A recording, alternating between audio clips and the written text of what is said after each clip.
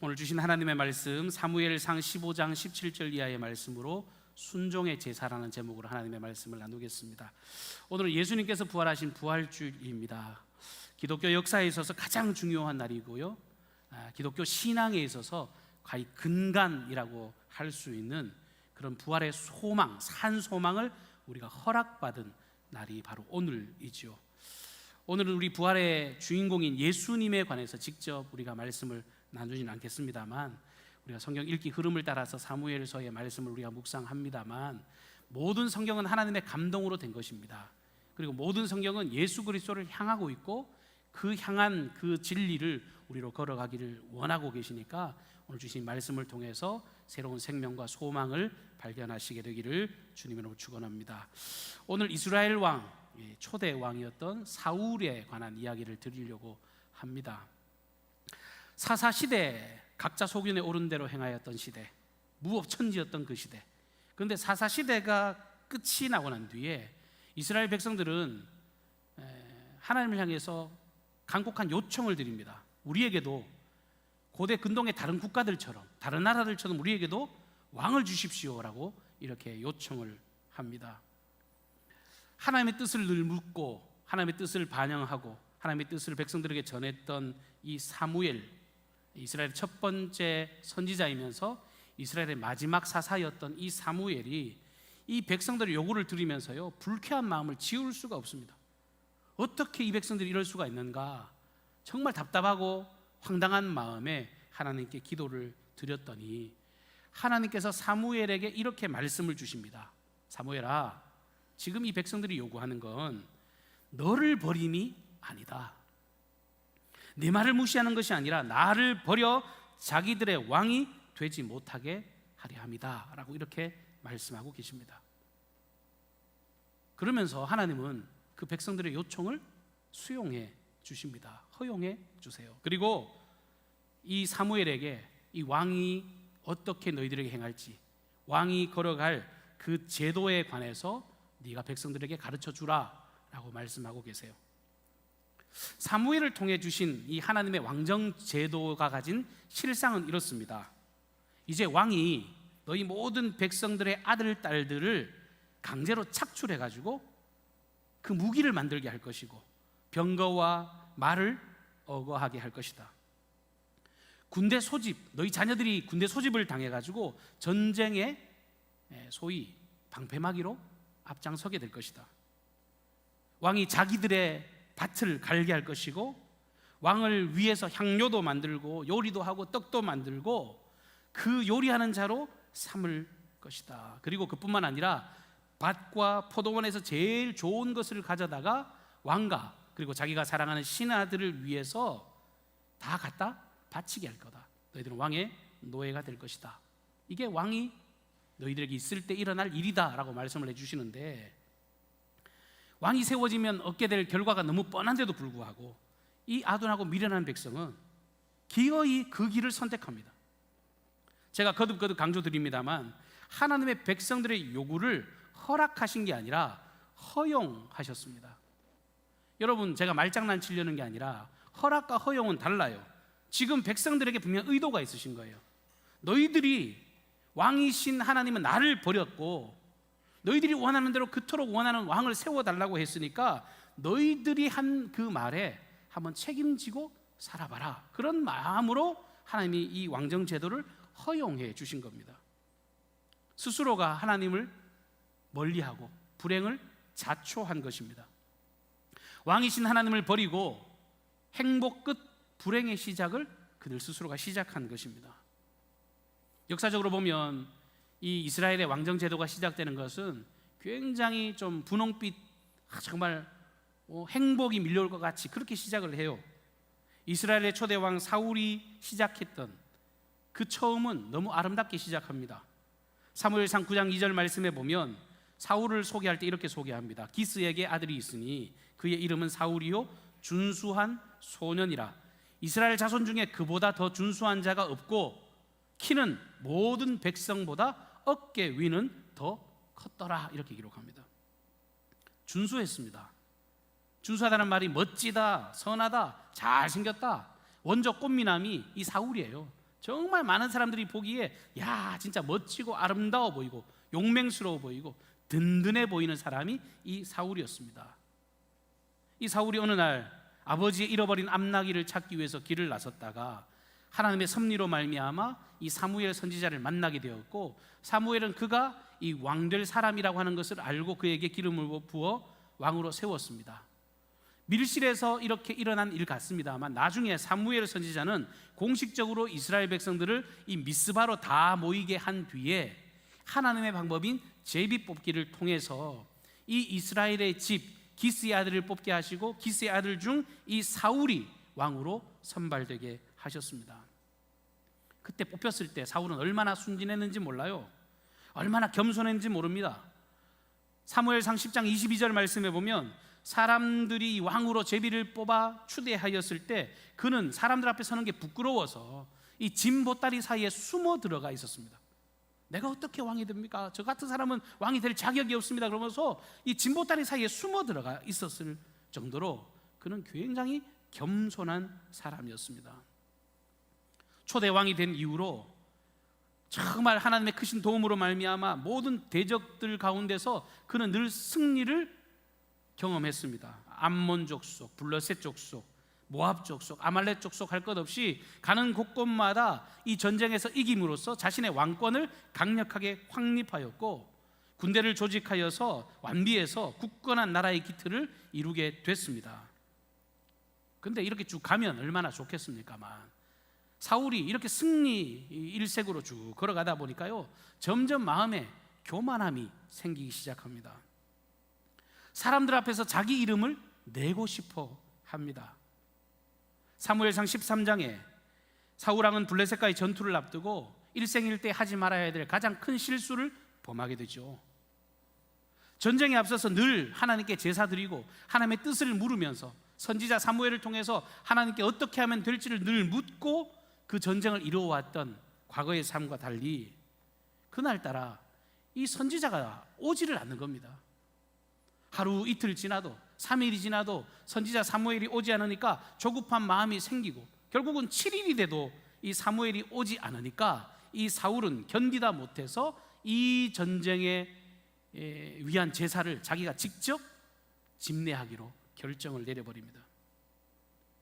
하나님의 사람 선지자 사무엘이 드려야 할 제사였는데 사울은 자기가 이 번제와 화목제의 제사를 직접 집전하면서 하나님께서 세워주신 그 영적인 질서를 완전히 파괴해 버렸습니다. 그 밑바탕에 뭐가 있을까요? 이까짓 거 뭐 내가 왕인데 내가 왕이니까 이 정도쯤 한다고 무슨 큰일이 일어나겠어? 나도 이만한 영향력은 충분히 있으니까 아무 문제 없을 것이다 라고 하는 생각에 하나님이 세운 질서를 무너뜨리고 그 교만한 생각에 그 제사를 자기 마음대로 집전을 해버렸습니다. 그의 행동을 통해서 알 수 있는 게 뭡니까? 지금까지 사울이 경험했던 이 승리가 하나님이 주신 승리였음에도 불구하고 그는 지금 그저 하나님을 자기 인생의 형통을 위한 도구, 전쟁을 위한 도구, 수단으로 하나님을 인식하고 있다는 거예요. 하나님을 자기 발 아래 놓게 됩니다. 자기가 이스라엘 승리의 중심축이다. 내가 아니면 이스라엘은 절대 승리할 수 없고 내가 아니면 되는 일이 하나도 없다라고 하는 그 교만한 마음, 그것이 이런 그릇된 잘못을 하게 만들었습니다. 이 일 때문에 사무엘 선지자에게 크나큰 책망을 받았습니다만 이 사울은 자기 죄에 대해서 뉘우치지 않습니다. 그리고 계속해서 하나님의 뜻에 벗어난 삶을 살아가다가 더 큰 인생의 결정적인 실수를 하게 되는데 그것이 오늘 우리가 읽었던 본문 말씀에 기록되어 있는 이 아말렉과의 전쟁에서 이 일들을 행하게 됩니다. 하나님께서 아말렉을 진멸하라고 말씀하세요. 아말렉 족속은 출애굽기 17장에 보면 이스라엘 백성들이 광야를 통과할 때 가장 먼저 이스라엘 백성들을 공격해왔던 나라가 아말렉 족속이었습니다. 그리고 그때뿐만 아니라 역사 속에서 수없이 많이 줄기차게 이스라엘을 괴롭히고 힘들게 했던 민족이었기 때문에 하나님은 아말렉을 악의 축으로, 이 악의 근원으로 규정하시고 이번 이 전쟁을 통해서 이 아말렉을 완전히 진멸해라, 하나도 남기지 말고 싹 다 제거해버려라. 헤렘의 전쟁, 일전에 한번 말씀을 드렸죠. 완전히 진멸해서 악을 제거해야 너희들이 승리할 수 있다. 여러분, 지난번 실수를 했는데 하나님의 구체적인 명령이 사울에게 주어졌습니다. 하나님의 명령이 주어졌다. 어찌 보면 이거 절호의 찬스 아닙니까? 지난번에 실수를 만회할 수 있는, 이번에 이 명령 잘 수행해서 하나님의 말씀 잘 들어서 내가 지난번에 실수했던 거 다 회복할 수 있겠다. 어찌 보면 재기할 수 있는 기회가 이 사울에게 열려졌는데도 불구하고 사울은 이번에도 보기 좋게 하나님의 명령을 불순종합니다. 그것도 자기 욕심 채우기 위해서 하나님의 말씀을 대놓고 거부합니다. 다 진멸하라 말씀하셨는데 그는 제일 좋은 것들, 보기 좋은 것들, 그런 것들을 전리품으로 뒤어 챙기게 됐습니다. 좋은 것은 남기고 정말 하찮고 가치 없는 것들만 진멸하였습니다.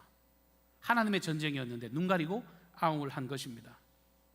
19절 말씀해 보시면 어찌하여 왕이 여호와의 목소리를 청종하지 아니하고 탈취하기에만 급급하여 여호와께서 악하게 여기시는 일을 행하였나이까? 이게 지금 사울이 행하고 있는 그릇된 방향이었습니다. 명예욕과 재물욕에 빠져서 하나님의 말씀이 귀에 들어오지 않았습니다. 그뿐만 아니라 하나님이 그거 모르실 리가 없잖아요. 사무엘 선지자도 그거 모를 리가 없습니다. 자신의 죄가 뻔히 드러난 그 현장 가운데서 사무엘이 그 죄를 지적하지요. 지금 내 귀에 들려오는 이 소와 양의 소리가 어찜입니까? 하나님이 다 진멸하라고 말씀하셨는데 지금 우는 짐승의 소리가 웬 것입니까? 라고 물었을 때 사울이 하는 대답이 과간입니다. 이것은 하나님께 제가 제사를 드리려고 양들과 소들 중에서 제일 좋은 것을 일부러 남겨서 제가 생각해가지고 제가 가지고 온 것입니다. 자신의 죄가 들켰는데요, 그 죄를 합리화시키기 위해서 핑계를 대는 것을 넘어서 하나님까지 갖다 팔고 있습니다. 하나님 때문에 내가 이 일을 행했다는 거예요. 시종일관 변명을 하고 나는 아무런 죄가 없습니다. 주님 앞에 결백합니다. 하나님이 잘 하실 겁니다. 내가 주님을 위해서 얼마나 내가 이런 마음을 가지고 있는지 주님 잘 아실 겁니다. 그렇게 이야기를 하고 있는 것입니다. 지금 사울은 자기 마음의 탐욕을 제어하지 못했습니다. 전쟁에서 큰 승리를 거두었지만 자기 욕심을 제어하지 못해서 결국은 하나님께 버림받는 비참한 결과를 초래하게 됩니다. 여러분, 성경을 통해서 우리가 사울 왕의 모습을 봅니다만 이 탐욕과 이 욕심이라는 것, 이게 비단 사울 왕의 문제일까요? 제가 사울 왕이라고 표현한 이유는요, 여러분 우리도 마찬가지예요. 우리 인생에 우리가 왕이 되는 그 순간, 이윤무가 왕이 되는 그 순간, 아무개가 왕이 되는 그 순간 우리도 그 탐욕에 눈이 멀어서 그릇된 인생 선택하고 살아갈 수 있다는 거예요. 여러분, 사람들이 그러잖아요. 늘 인생에 살아갈 때 제일 상대하기 힘든 적은 외부로부터 오는 적이 아니라 내 내면에 있는 적이다. 내면에 있는 적이라는 게 뭡니까? 다 욕심, 탐욕, 이기심 이런 것 아닙니까? 내 속에 생겨나는 그 욕심의 마음, 그거 제어하지 못하면 인생은 나락으로 떨어져요. 탐욕과 욕심이라고 하는 것은 브레이크가 없습니다. 고장난 어떤 자동차 같아서요, 그냥 질주하게 만들어요. 끊임없이 우리에게 유혹해서 그 탐욕의 노예, 종이 되게 만들어 버립니다. 처음에는 작은 것 하나에 가슴도 두근거리고 조금 뛰기도 하고 눈치도 좀 보다가요, 점점점 바늘 도둑이 소도둑 되는 것처럼 이 욕심이라고 하는 건 한 번 손을 잡고 나면 그 탐욕에 눈이 멀어서 이 사탄의 미혹에 여기저기 끌려다니다가 나중에는 누가 시키지 않아도 자동적으로 그 죄를 반복하게 되는 그런 어리석은 인생으로 걸어갈 수밖에 없습니다. 인류 첫 범죄자였던 이 아담과 하와가 바로 이 탐욕에 눈이 멀어서 그들이 죄인으로 낙인된 것 아닙니까? 창세기 3장 6절 말씀에 보면 여자가 그 나무를 본즉 먹음직도 하고 보암직도 하고 지혜롭게 할 만큼 탐스럽기도 한 나무인지라 여자가 그 열매를 따먹고 자기와 함께 한 남편에게도 주매 그도 먹은지라. 욕심에 눈이 멀면 나중엔 욕심이 우리를 질질질 끌고 다녀요. 한 번 그 탐심의 마음이 빼앗기면 제어할 방법이 없습니다. 이성도 잃고 의지도 잃고 지식도 아무런 것도 제 기능을 발휘할 수 없도록 만드는 게 욕심이 가진 엄청난 파괴력이고 힘입니다. 탐심의 노예가 되면 뻔히 알면서도 하지 말아야지 하는데 그 끊을 수가 없어서 얼마나 고통스러운 인생이 많습니까? 알코올 중독이니 도박 중독이니 마약 중독이니 게임 중독이니 성도착이니, 여러분 그게 다 사람의 욕심으로부터 출발하는 겁니다. 나중에 그 정도 중독 상태가 되면 어찌할 수 없어서 멸망으로 치닫는 것들 우리가 얼마나 많이 봅니까?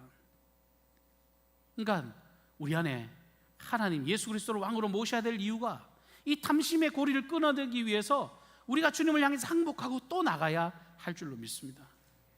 이렇게 사울이 이 탐심으로 무너졌는데요, 이 사울이 또 나락으로 떨어지게 된 아주 중요한 이유 한 가지가 더 있습니다. 17절에 이 사무엘의 책망을 통해서 그 이유가 뭔지를 명확히 알 수 있는데요, 여러분 말씀 보시면 왕이 스스로 작게 여길 때에는 이스라엘 지파의 머리가 되지 아니하셨나이까. 왕이 스스로 작게 여길 그때, 이 과거형이잖아요. 그때는 하나님이 당신을 높이셨습니다. 다시 말해서 당신이 지금 이스라엘의 왕 된 거는 당신이 똑똑해서가 아니었습니다. 당신이 잘났기 때문이 아닙니다. 특출나문과 힘이 있기 때문이 아닙니다. 철저하리만큼 하나님 앞에 겸손했기 때문에 하나님이 당신을 왕으로 쓰신 거요 라고 말씀해주고 계신 겁니다. 사실 객관적으로 보면 사울도 가진 게 많거든요. 저같이 키 작은 사람 입장에서 아까 말씀 보면요, 기죽을만 해요. 다른 사람보다 어깨나 더 있으면 아마 저보다는요 어깨보다 훨씬 더 높이 컸겠죠. 기골이 장대한 사람입니다. 뭐 보기 좋은 떡이 맛도 좋다고요. 사람들이 아무래도 매력적인 사람에게 더 가까이 하게 마련이잖아요. 그러니까 사울은요 누가 봐도 매력적인 사람이었습니다. 얼굴도 뛰어난 얼굴을 가졌고 기골이 장대했고 모든 면에서 매력이 철철철 넘치는 사람이었습니다. 그런데 하나님은 그거 안 보셨다는 거예요. 겉으로 보여지는 힘과 능력, 외모의 그 정말 아름다운 모습, 그것 때문에 그를 선택해서 왕으로 세우신 게 아니라 너무너무 겸손한 그의 성품, 낮아지고 겸손한 그의 인품을 주님께서 그를 아름답게 예쁘게 보신 그런 방향이었다는 거예요. 이스라엘 초대 왕으로 선택하신 이유는 다른 게 아니라 그의 겸손함 때문이었습니다. 여러분 성경은요 겸손의 반대인 교만을 아주 그야말로 미워하세요. 가장 싫어하시는 죄가 교만해집니다. 잠언 16장 18절에 교만은 패망의 선봉이요 거만함은 넘어짐의 앞잡이니라 라고 말씀하셨고, 시편 101편 5절 말씀에도 자기의 이웃을 은근히 헐뜯는 자를 내가 멸할 것이요 눈이 높고 마음이 교만한 자를 내가 용납하지 아니하리로다. 욥기 22장 19절 말씀에 보면 사람들이 너를 낮추거든 너는 교만했노라라고 말하라. 하나님은 겸손한 자를 구원하시리라. 할렐루야. 사람들이 그렇게 지적하면요 빨리 눈치채라는 거예요. 아, 내가 정말 내 인생이 그릇되게 걸어갔구나. 하나님 저를 겸손하게 살 수 있도록 기도하라고 말씀하십니다. 성경 곳곳에서는 이런 교만한 인생, 그런 모든 마음들 작은 것이라도 용납하지 말고 다 물리치라. 하나님은 겸손한 자를 들어 쓰시는 하나님이시다. 그것이 하나님이 통치하시는 통치의 기준이고 원칙이라고 말씀하고 계십니다. 이렇게 탐욕스럽고 그렇게 자기 대해서 변명일색이고 하나님을 향한 겸손의 마음을 철저히 버려버리고 정말 높은 데까지 교만했던 목이 곧은 이 사울에게 이 사무엘 선지자는 하나님의 뜻이 무언지를 명확하게 말씀하고 계십니다.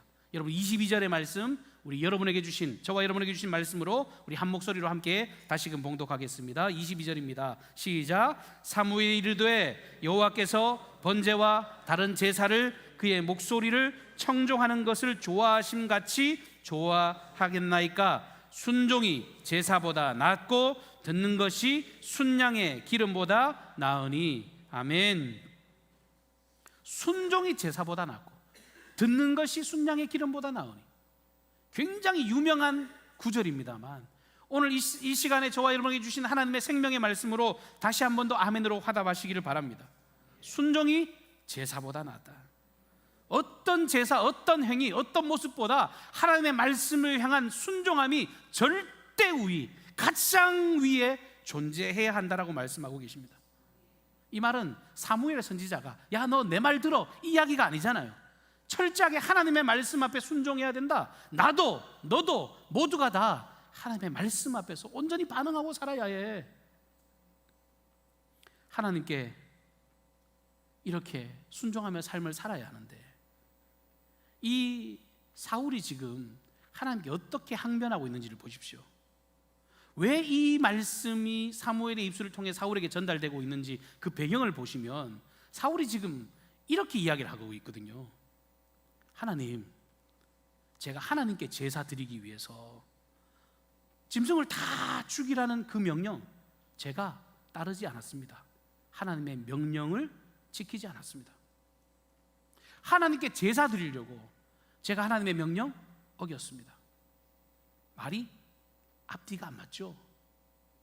하나님께 드리려고 하나님의 명령 안 지켰습니다. 앞뒤가 안 맞아요. 황당하고 어처구니 없는 말로 들려지는데, 여러분 오늘 하나님의 말씀 앞에서 우리의 삶을 잘 돌아봐야 합니다. 실제로 우리가 이런 미련한 소리를 할 때가 많다고요. 늘 내 뜻을 앞세우고 그 뜻이라고 하는 정답을 탁 정해놓고 난 뒤에 그 다음에 그것을 설명하려니까 하나님의 뜻도 갖다 붙이고 하나님의 섭리도 갖다 붙이고 그러면서 정작 노골적으로 불순종의 길을 걸어갈 때가 얼마나 많은지 몰라요. 하나님께서 말씀하시는 말씀이라면 쓰든지 달든지 있는 그대로 순종하고 그 말씀대로 걸어가는 것, 그게 절대 순종일 것입니다.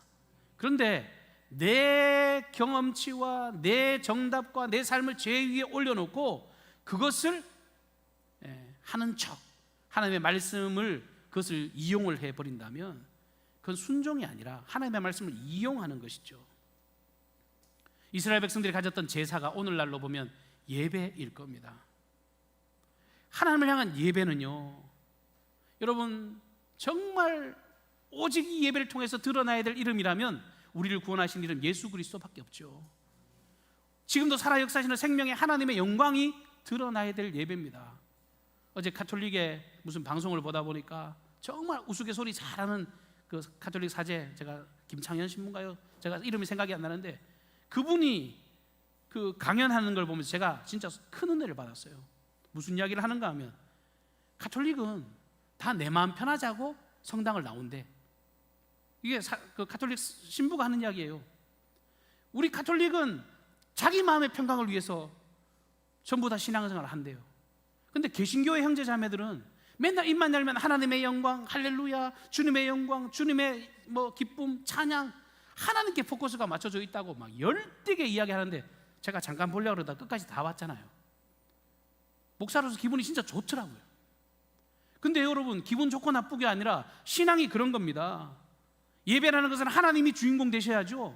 하나님의 영광이 드러나야 되고, 그리고 하나님이 말씀하시는 그 기준이 우리의 삶 속에서 선한 가치로 드러나고, 내 삶의 주권을 내려놓고 주님께 그 주권을 이양해 드리면서 내 말과 내 행동을 통해 하나님의 영광이 드러나기를 원합니다.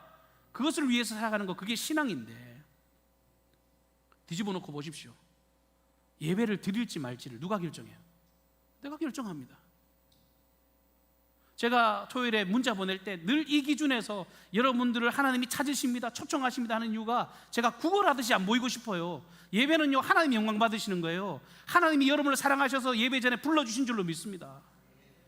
내가 예배를 선택하면 안 돼요. 내가 드릴지 말지 내가 결정하고, 말씀을 듣는 것도 이 말씀은 내가 달콤하니까 수용하고 저 말씀은 쓰니까 배척하고, 말씀을 듣고 말고도 내가 결정해요. 봉사를 할지 구제를 할지 사역을 할지도 늘 주인이 내가 되어 있다면 그거는 바른 제사가 아니죠. 교회 중심의 신앙, 여러분 아무리 뭐 세대가 이상해진다고 해도요, 신앙생활은요 교회 중심으로 해야 합니다. 하나님의 공동체 중심으로 해야 돼요. 근데 나는 혼자가 좋대. 설교를 찾아보면 코로나 이후에 두드러난 증상이 뭡니까? 설교를 보면요, 유명한 설교자들의 설교가 얼마나 많습니까? 정말 유명한 사람들 그거 취사 선택해서 예배 드리면서 늘 자기를 안위하는 거예요. 난 오늘도 예배 잘 드렸다, 말씀 잘 들었다. 이 말씀으로 내가 살아가야지. 정작 삶의 현장은 없어요. 함께 동역할 동역자들도 없습니다. 그래놓고 하나님을 잘 예배했다고 순종했다고 말을 하면 그거는 하나님께 드린 영광이 아니라 스스로 자위하는 것일 뿐입니다. 거기다가 물질까지라도 드려봤다 쳐요. 내가 하나님께 어마어마한 것을 이만큼 드렸으니 내 죄를 좀 눈 감아 주십시오. 내가 하나님께 이렇게 큰 것을 드렸으니까 하나님 저 좀 이쁘게 봐주세요. 그렇게 거래를 하는 모습, 이건 순종의 모습도 아니고 예배도 아니고 신앙도 아닌 것입니다. 그러면서 더 큰 복을 달라고 그렇게 마치 무당에게 구슬이나 하는 것처럼 부적을 무슨 얻은 것처럼 그렇게 신앙생활을 한다면 그건 하나님 중심의 예배가 아니죠. 여러분, 예배라고 하는 행위도요 순종이 뒷받침되어야 합니다. 말씀을 듣는 것 자체도요 순종이 근거되어야 됩니다. 순종으로 연결되지 못하는 어떤 행위도 어떤 모습도 그건 신앙의 완성일 수가 없는 것입니다. 어제 사울에 관해서 이렇게 말씀을 깊이 묵상하는데 여러분, 부활주일이라 그런지 자꾸 예수님의 얼굴이 떠오르는 거예요. 사울과 예수님이 자꾸 오버랩돼서 이렇게 보여지는 거예요. 사울이 처음에는 겸손했는데 나중에 교만의 나락으로 떨어졌어요. 근데 성경에서요 왜 우리가 겸손을 추구하게 됐는가 하면 예수님 때문이거든요. 예수님은 겸손의 왕이셨습니다. 하나님의 영광, 그 모든 영광을 버려버리고 낮고 천한 이 땅에 인간의 몸을 입고 오셨습니다. 인간의 몸을 입어도 화려한 왕궁에서 태어나면 얼마나 좋겠어요. 그러나 가장 초라한 이 마구간, 말구유니까 거창해 보이죠. 말밥통입니다. 말밥통. 그 말밥통에 누일 곳이 없어서 거기에 태어나셨습니다. 가난한 목수의 집안에서 정말 초라하게 힘겹게 자라셨습니다. 예루살렘에 입성하실 때도 정말 승리의 개가를 부르면서 백마를 타고 화려한 마차와 수레가 이끄는 그런 것들로 입성하신 것이 아니라 어린 나귀 위에 정말 앉아서 사람들의 환호를 받으며 예루살렘으로 들어오셨습니다. 화려한 왕궁의 사람들을 만나지 않으시고 병들고 소외들고 어려운 사회적 약자들을 주님은 친히 찾아가 그들의 위로자가 되셨고 친구가 되어주셨습니다. 창기, 죄인, 귀신 들린 자 누구 하나 할 것 없이 주님은 아무런 거리낌 없이 그들을 만나 주셨습니다. 인기 스타였죠. 가는 곳곳마다 예수님을 따르는 사람이 얼마나 많았습니까? 그러나 주님은 교만하지 않으셨습니다. 수많은 이적과 기사를 통해서 사람들의 인기가 절정에 이르렀지만 주님은 그 하나님 나라의 기준을 놓치지 않으셨습니다. 하나님의 나라를 설명하는 표적으로만 그 일을 사용하셨습니다. 십자가 지시기 전에 그나큰 고통의 현장 가운데서 기도하실 때 아버지여, 할 수 있거든 이 잔을 내게서 옮기시옵소서. 그러나 나의 원대로 마시고 아버지 뜻대로 되기를 원합니다라고 끝까지 하나님의 영광을 구하셨습니다. 십자가 위에서도 사람들은 내려와서 너 스스로를 구원해봐라, 하나님이 너 도와주는지 보자고 조롱했지만 주님은 조롱하는 그들을 향해서 아버지여 저들의 죄를 용서해 주십시오. 저들이 알지 못합니다. 저들이 죄인이라 알지 못하니 저를 대신 죽이시고 저 죄인들을 구원해 주시라고 끝까지 겸손으로 시작해 겸손으로 마친 인생이셨습니다. 여러분, 오늘날 한국교회가 위기 가운데 있습니다. 많은 세상으로부터 손가락질을 받고 지탄을 받고 있습니다. 어떤 사람들은 극단적인 경우에 세상으로부터 핍박을 받는다 그러는데 여러분, 핍박은요 사도행전에 나오는 게 핍박이에요. 오늘날은 지탄이라고 말하는 게 더 바람직할 것 같아요. 핍박이 아니라 지탄을 받고 있습니다. 왜? 그리스도인이 복음의 길을, 복음의 가치를, 믿음의 길을 제대로 가지 못하니까 이게 스스로 자초한 일이란 말이에요. 마치 사울이 왕이 되고 그 왕정 제도가 정말 사람이 기준이 됐을 때 그 불행이 자초된 것처럼 스스로가 왕이 돼서 살아가니 정말 세상을 향해서 지탄을 받는 것입니다. 오랜 세월 교회 안에서 온갖 사역을 감당하고 헌금도 하고 봉사도 하고 기도도 하고 정말 종교생활 열심히 잘 감당을 했는데 실제로 하나님의 뜻이 우리의 삶 속에 드러나고 나타나지 않기 때문에 세상이 보다 못하니까 여러분들 그러면 안 될 것 같다고 우리를 향해 사인을 주고 있는 겁니다. 우리로 제대로 걸어가라고요. 세상이 이제는 우리에게 뜨끔뜨끔하리만큼 지적을 하고 있습니다. 여러분, 오늘 사무엘 선지자는 23절 말씀에 보면 하나님의 뜻대로 살지 않는 삶, 말씀에 순종하지 않는 삶, 정말 하나님의 음성을 듣지 않는 그 삶은 어떤 삶이래요? 점치는 죄와 우상에게 절하는 죄와 같다, 이렇게 지적하고 있습니다. 말씀대로 안 사는 건요, 그냥 점쟁이에게 묻고 살아가는 삶이랑 똑같다는 거예요. 우상 숭배하는 죄와 다를 바가 없다라고 말씀하고 계십니다. 사랑하는 성도 여러분, 오늘 예수님이 부활하신 부활절입니다. 부활이 왜 우리에게 소망이 됩니까? 예수 믿는 사람들은요, 엄청난 희열과 감격에 사로잡혀 살아갑니다. 나는 죄인이 아니거든요. 죄인 중에 괴수이지만 주님께서 피로 값주고 사신 그 보배로운 피로 말미암아 우리를 의인이라고 인정해 주셨습니다. 영원한 지옥 갈 백성들을요, 천국으로 주소를 바꾸어 주셨습니다. 우리에게 전부를 주시면서 그 소망의 길로 우리를 초청해 내셨습니다. 오늘 사울이 걸었던 그릇된 불순종의 길이 아니라 정말 예수 그리스도께서 정말 우리에게 생명 주시기 위해 걸으셨던 그 십자가의 길, 이 부활의 길, 그 소망의 길을 따라서 정말 묵묵하게 이 복음의 증거자로 승리하시는 저와 여러분이 되시기를 주님의 이름으로 축복합니다. 사랑하고 풍성하신 주님, 오늘도 주신 말씀 앞에서 우리의 삶을 돌아봅니다.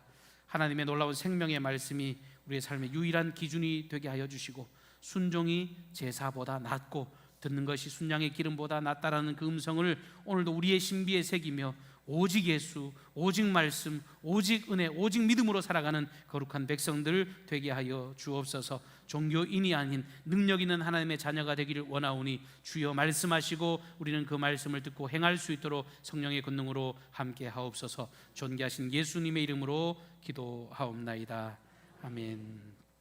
우리 이어서 우리 세례식을 진행하도록 하겠습니다. 우리 세례 대상이 되시는 우리 두 분 앞으로 모시겠습니다. 우리 오진봉 성도님, 임동준 성도님, 우리 앞으로 좀 나와서 여기 방석 앞에 서 주시면 감사하겠습니다. 우리 오천 집사님께서 아버지 어머니 좀 모시고 여기 좀 안내 좀 해주시겠어요? 우리 교회에서도 좀 도움 주시면 좋겠습니다. 네. 강 권사님 여기 좀 두 분 좀. 네, 방석 앞에 좀 서 주시면 좋겠습니다. 반주 좀 해주시고요. 올라와서 서 주십시오. 네. 여기 계단 옆에 계단이 있습니다. 계단. 네. 저를 보고 좀 서 주시겠어요? 신발 신고 올라오셔도 됩니다. 네. 아이고, 모세가 신을 벗는 것처럼 겸손하게 신을 벗어 주셨네요. 네, 저를 보고 서 주십시오. 네, 저를 보고 서 주십시오. 지금부터 하나님께서 가장 기뻐하시는 이 영혼에 대한 세례식을 진행하도록 하겠습니다. 세례는 중요한 의미가 있는 예식입니다. 제가 두 분께 교육할 때도 말씀을 드렸는데요, 세례는 물로 깨끗함을 받는다는 거죠. 모든 죄가 깨끗하게 사함을 받고 나 이제 모든 죄에서 정결해졌습니다 라고 하는 의미가 있고, 또 두 번째 의미는 나는 죽었습니다. 물의 수장이 돼서 나의 옛사람, 과거의 모든 구습은 죽고 내가 예수 생명 덧입어서 내가 새로워졌습니다 라고 고백하는 예식이 세례식인데요, 우리 두 분이 세례 교육 잘 받으셨고 주의 말씀 앞에 순종해서 오늘 이 자리에 서 있게 됩니다. 제가 성령의 임재를 기도하는 기도 한번 드리겠습니다. 사랑의 주님, 세례식 시작합니다. 하나님의 사람으로 우리 오진봉 성도님, 임동진 성도님을 이 자리에 불러주셨고 하나님의 귀한 자녀로 주님께서 영접해 주셔서 감사를 드립니다. 이들의 마음 가운데 예수를 왕으로 모셨사오니 그 모든 죄와 모든 어둠의 그림자들 사라지게 하시고 입술로 고백하는 그 심령의 제사가 하나님으로 인하여 새로워지고 놀라운 생명을 경험하는 복된 인생이 되게 하여 주옵소서. 성령께서 임재하셔서 이들의 마음 가운데 자신의 죄인됨을 발견하고 주 예수의 생명을 고백하는 복된 현장 되게 하옵소서. 예수님의 존귀하신 이름으로 기도하옵나이다. 아멘. 우리 두 분은요, 오른손을 이렇게 들고 제가 묻는 말에 큰 소리로 아멘이라고 대답해 주시면 감사하겠습니다. 제가 질문해 하겠습니다. 아멘으로 대답해 주십시오. 첫째, 나는 하나님을 떠나 범죄한 죄인임을 인정하십니까? 아멘. 아멘으로 고백해 주셨습니다. 나의 죄를 위해 예수님께서 십자가에서 죽으시고 부활하심으로 나를 의롭게 하셔서 하나님의 자녀됨을 믿으십니까? 아멘. 성경은 하나님의 진리의 말씀으로 알고 그 말씀을 믿고 따르기로 결단하십니까? 아멘. 그리스도께 복종하며 교인의 의무에 충실하고 당뇨의 치리에 순종하시겠습니까? 끝으로 우리 주님의 몸된 강경중앙교회 일원으로서 우리 아름다운 교제를 위해 함께 헌신하시겠습니까? 네, 우리 두 분이 아멘으로 화답해 주셨습니다. 이분들의 신앙의 고백을 다 이제 손 내려 주시고요. 이분들의 신앙의 고백 위에 그리고 무엇보다도 영접하는 자, 곧 그 이름을 믿는 자들에게 하나님의 자녀가 되게 해주신다는 그 약속 안에서 제가 두 분께 세례를 베풀도록 하겠습니다.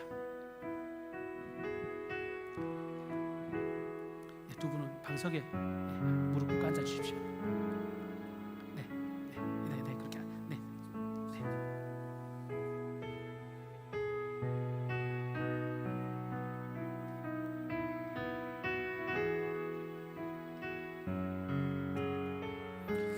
여러분 함께 기도해 주시고요. 우리 두 분 세례 받으실 때 성령의 임재하심이 함께 하기를 기도해 주시기를 바랍니다. 하나님의 사람 오진봉에게 내가 성부와 성자와 성령의 이름으로 세례를 베푸노라. 아멘. 예수 그리스도를 구주로 고백하는 우리 하나님의 사람 임동순에게 내가 성부와 성자와 성령의 이름으로 세례를 주노라. 아멘. 우리 한 번 더 기도하시겠습니다. 사랑과 은혜가 풍성하신 하나님 우리 아버지, 예수 그리스도의 은총을 기대하고 그 주님의 피 안에 이들의 몸을 담급니다. 주님 안에서 죽고 이제 새로운 생명을 얻어 싸우니 주의 크신과 권능과 능력을 날마다 체험하는 인생들 되게 하여 주시고, 이제 하나님의 거룩한 자녀로서 우리 오진봉 임동순 성도님께서 하나님 천국을 소유한 하나님의 귀한 자녀가 됨을 날마다 확증하며 살게 하여 주시옵소서. 죄와 사망의 그늘에서 이들이 벗어나게 하여 주시고 이 땅에서도 천국의 놀라운 즐거움과 소망으로 승리케 인도하여 주시옵소서. 우리 사랑하는 오채원 집사님, 우리 둘째 따님께서 이 가정의 구원을 위해, 사랑하는 어머님과 아버님의 구원을 위해 오랫동안 눈물로 기도하신 결과인 줄로 믿고 감사를 드립니다. 하나님이 선물로 이 가정의 구원을 베풀어 주셨사오니 예수님께 찬양하게 하시고 기뻐하게 하여 주시고 우리 모든 가족들, 권속들 누구 하나 빠짐없이 이 가정의 구원의 놀라운 즐거움을 경험케 하여 주옵소서. 신이 왕되어 주셔서 생명과 소망의 능력으로 승리케 하여 주시고 평생 예수 그리스도의 구원의 소망을 누리는 아름다운 인생들 되게 하옵소서. 모든 삶을 주님께 의탁하옵고 예수님의 존귀하신 이름으로 기도하옵나이다. 아멘. 네, 이제 두 분 자리에서 일어나시죠. 좀 다리가 불편하신데 서서 뒤로 좀 돌아봐 주시겠습니까? 이제 우리 성도님들께서요, 우리 축복의 손을 내밀고 우리 세례 받으신 두 분을 향해서 우리 너는 시냇가에 심은 나무라 우리 함께 찬송하면서 이분들 축복해 주시면 좋겠습니다. 네, 너는 시냇가에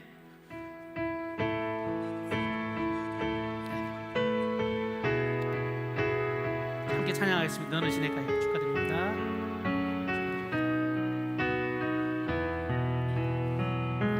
너는 시냇가에 심은 나무라. 하나님의 사랑 안에 믿음 뿌리 내리고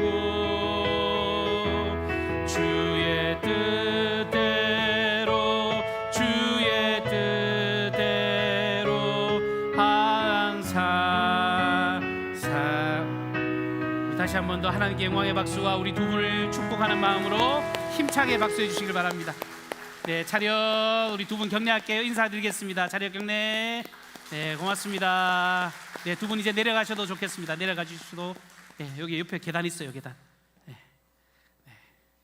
제가 많은 분들 세례를 합니다만 이렇게 신발을 벗고 이렇게 올라오시니까 더 감동이 큰 것 같습니다.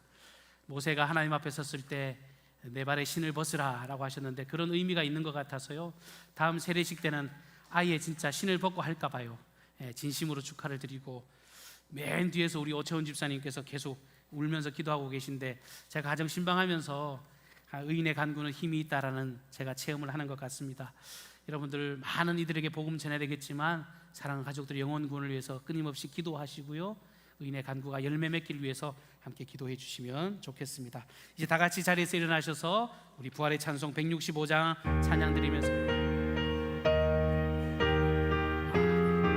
제가 이따 하겠습니다. 주님께 영광, 다시 사신 주, 사망 권세 모두 이기시었네. 흰 옷 입은 천사 돌을 옮겼고 누셨던 곳은 비어 있었네. 주님께 영광, 다시 사신 주, 사망 권세 모두 이기시었네.